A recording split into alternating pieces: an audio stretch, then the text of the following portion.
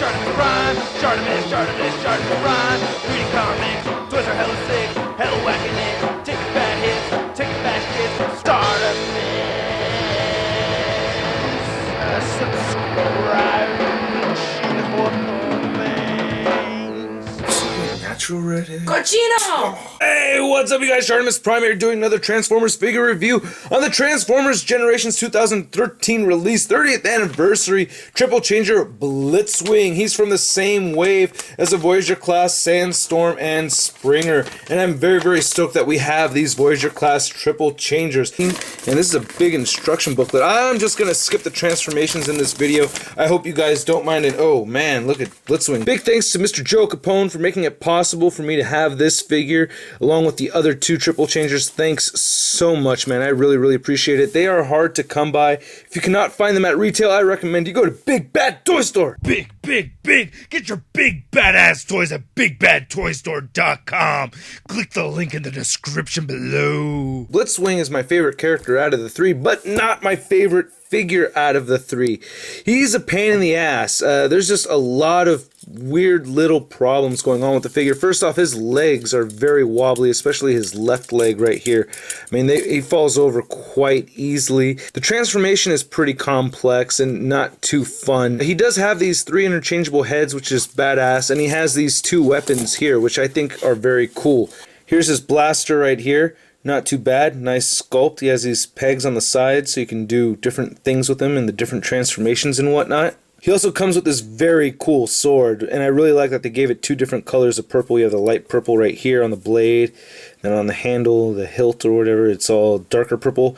Very nice solid purple on the figure, and it has a hole right here and a peg sticking out right there. So I don't know if you want to do something interesting in one of his modes and put the gun together like that. Now, I really do like this triple changer face function thing. It's a Transformers animated thing that they had. Blitzwing did not have this in his G1 form, and a lot of people have complained about it, but I actually really like it. I haven't had much trouble on mine. So all you got to do is stick your thumbnail under his chin and you just flip it over, and I believe this face is from the Transformers animated or inspired by it, which is actually also my favorite face. I think I'm the only one that feels that this is the coolest one. I really like this face a lot. So what you got to do is just stick your thumb under his chin and just rotate that up, and then boom, you have his G1 face, which is not bad at all. This is what most people will pose their figure with, and it's pretty cool looking. And then he has this third crazy face, and you just flip that up right there, and that's also a Transformers animated kind of look. So, you know, all three of them are pretty cool. I do like the crazy scientist one, though. I don't know why. I thought I would be stuck on the G1 look. He has a decent amount of color variation on the figure. I like the silver right there. He has the red over the purple, some more silver, nice Decepticon logo, some light gray, and then his tracks up in the front, and his feet are a little weird, but you know, not a big deal. And then you can see the barrel to his tank form sticking all the way up right there. And here's the back of the figure right here, not too bad. You have that big long barrel for the ladies. He has a lot of holes going in the back right here, and I don't really like how his fins kind of stick out of the back of the legs. And yes, very loose thigh joints. Now his articulation is pretty decent. His head moves just side to side. You cannot move it up and down at all. That's just due to that function and everything.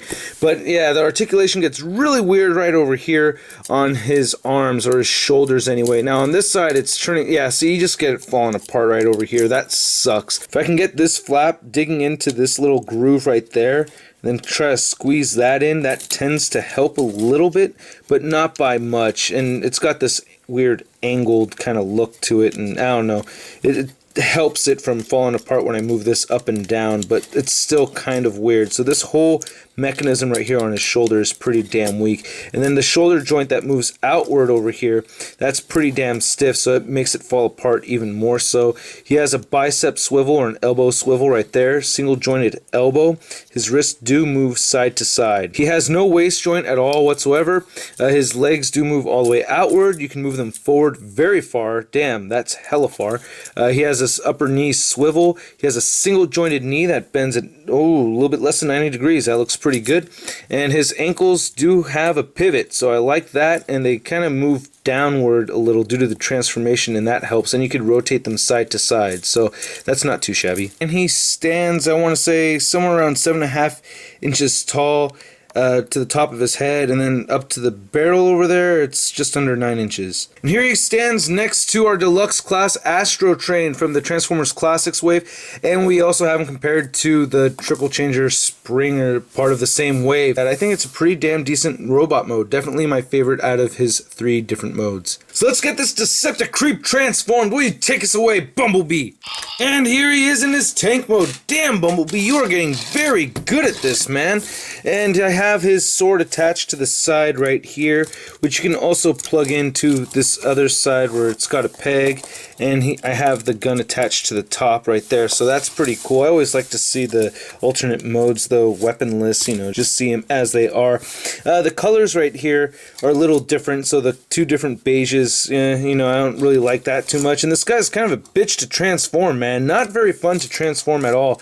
He has a bunch of tabs that lock in, like at the bottom over here. He's got a lot of empty space. The directions aren't really too clear exactly what you're supposed to do with his wing flaps in the back. Things kind of come apart somewhat easily. He just doesn't really stay flush to the ground like I'm hoping he should.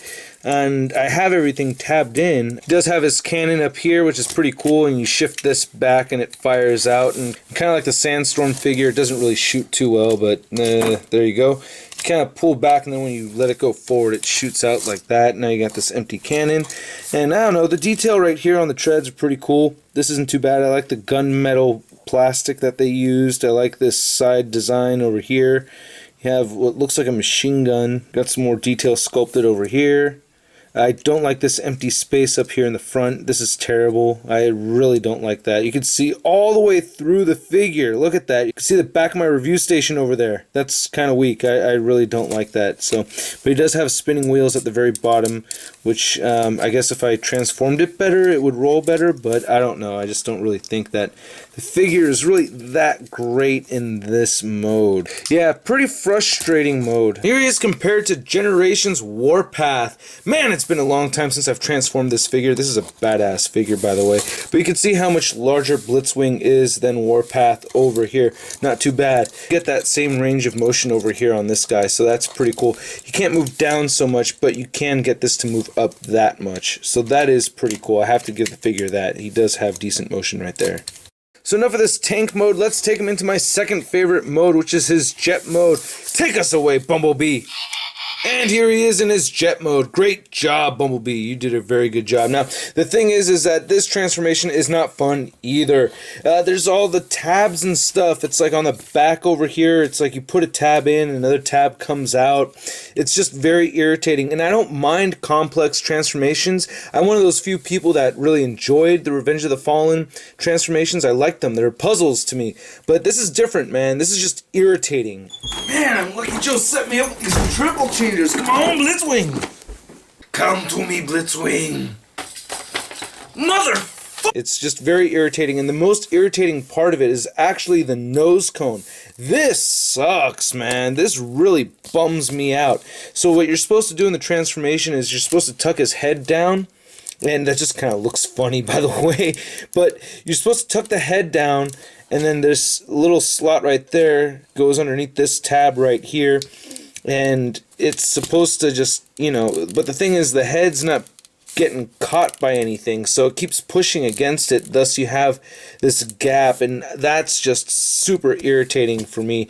His cockpit does open up. You can get the cockpit to open, which is kind of cool, so you know, that's not bad, but still, that's just bothersome. And then the whole issue with the tabs in the front and the tabs back here. He also has this gape all the way in the back, and you can see it's just the cannon for his tank mode sticking back there. If it wasn't for that, it would be totally empty, or you could just add the sword like that, and that's why I have to have the sword right there, or else that just bugs the hell out of me.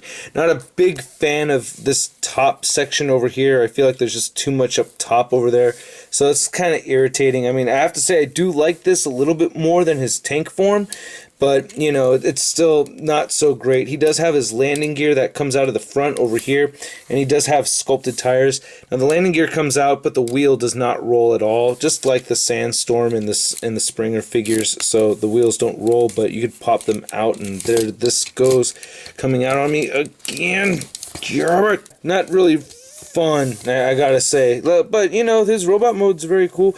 Now, the G1 Blitzwing, that was a badass figure. I don't own it. I really wish I had it. But all three of those modes looked clean. Well, especially the tank and the jet modes look really clean. Now, to compare this guy to classic Starscream right there, thank you, Jerry Nightmare, I think they do go pretty well. I mean, if you want to keep this guy for your classics display, I think it'd work. I mean, he'll be larger than your other classics figures. You can put the gun up top over here, and that looks pretty cool, I guess. You can put the gun underneath right here also, along with the sword, so that's alright. So while it's flying, he's shooting downwards, so that's pretty cool. So, alright, you guys, I hope you like my reviews, and I hope you dig the video with no transformations. Let me know in the comments below what you thought of the video and everything. I will catch you later. Peace.